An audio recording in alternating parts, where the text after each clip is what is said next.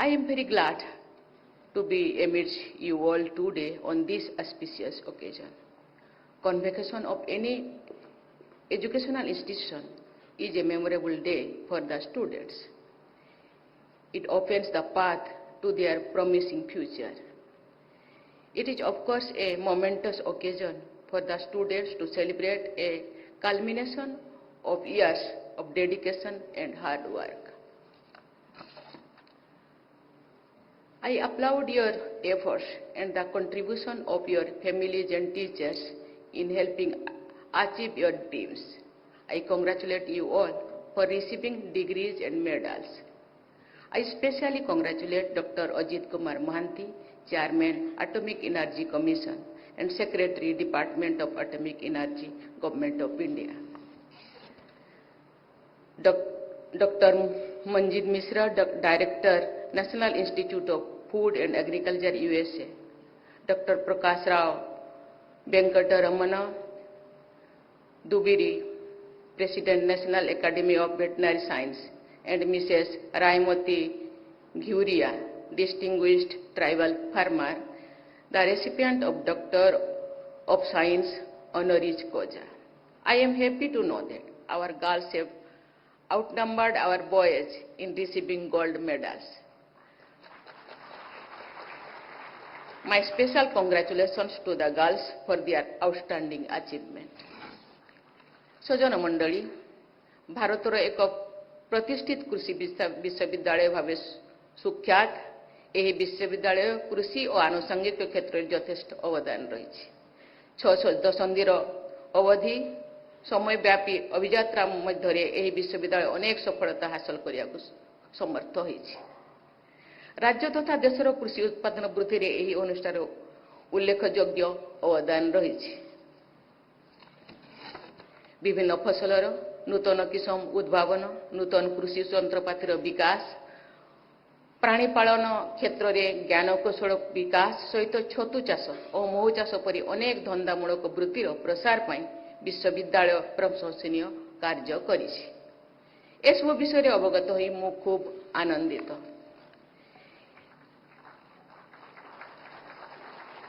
एही विश्वविद्यालय उत्तीर्ण छात्र छात्री माने विभिन्न क्षेत्र में निज साध्य मते राष्ट्र गठन में सहायता करछन्ति।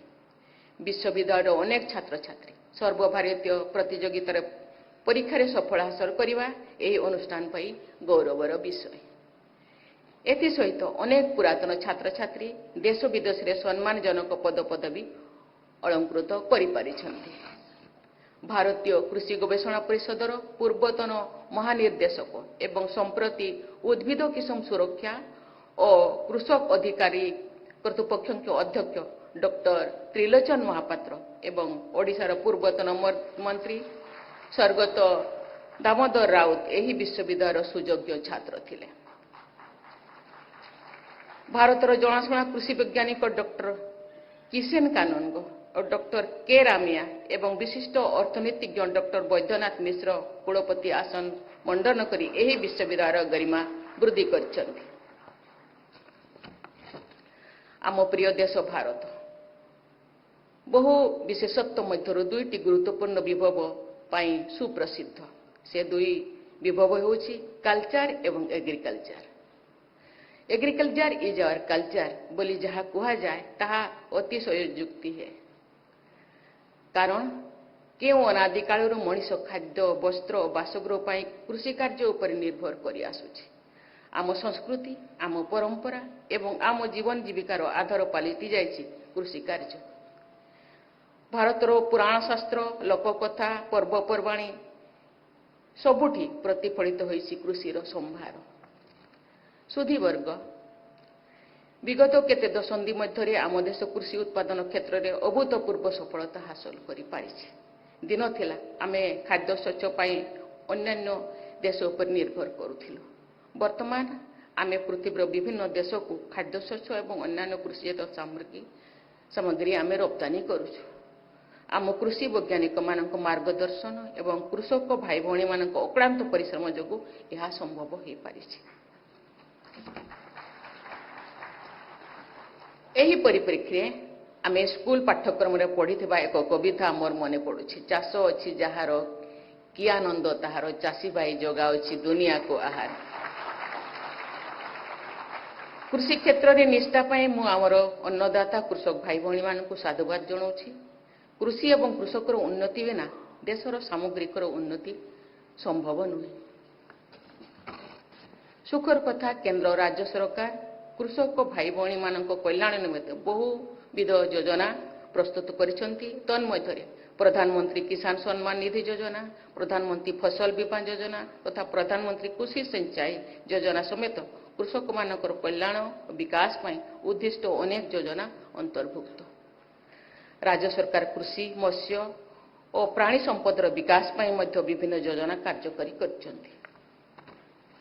कृषि क्षेत्र रे विकास निमंते करा जाउथिबा प्रयास पाई उभय सरकार को मु साधुवाद जणाउछि।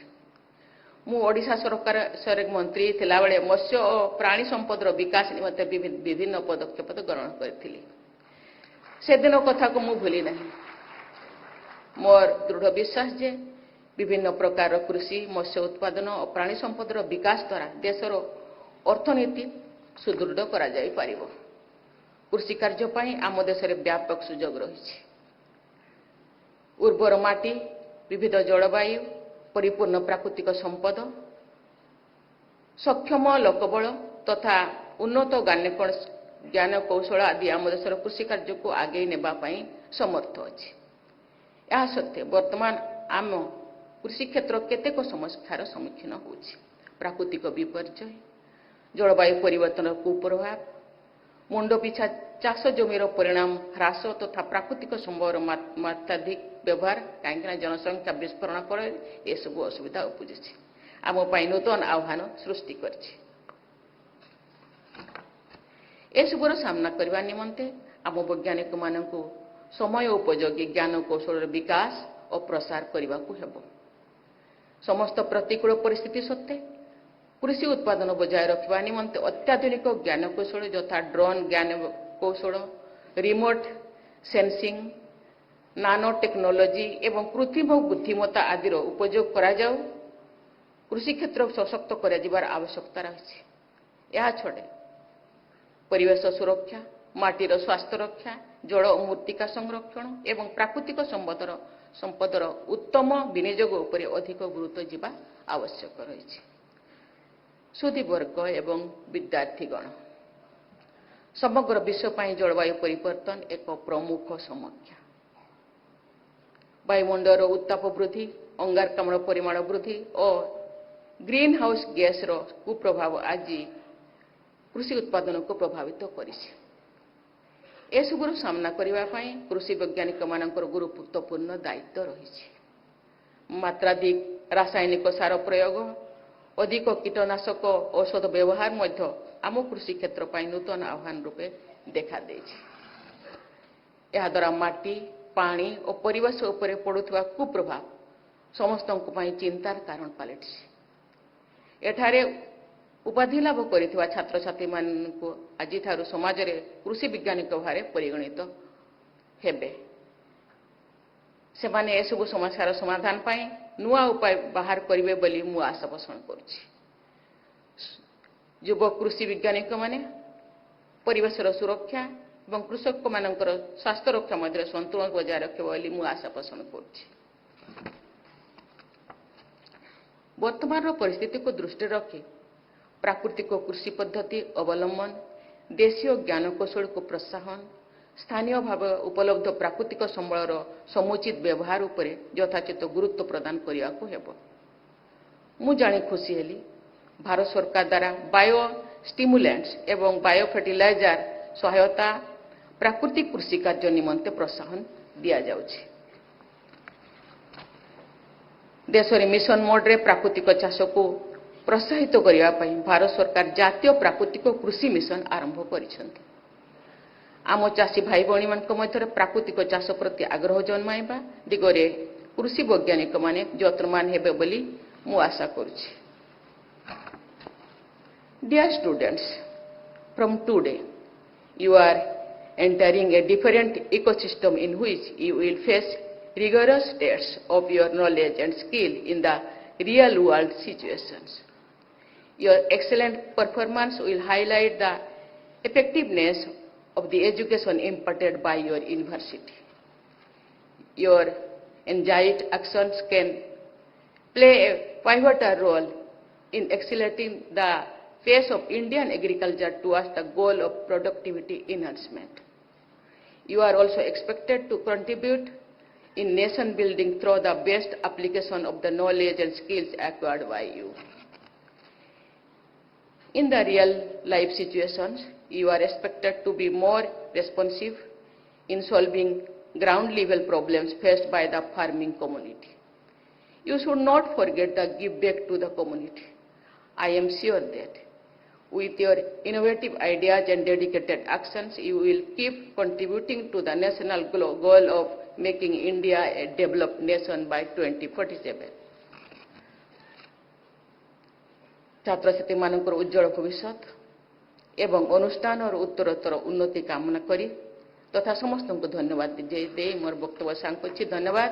जय हिंद, जय भारत, वंदे उत्कल जननी।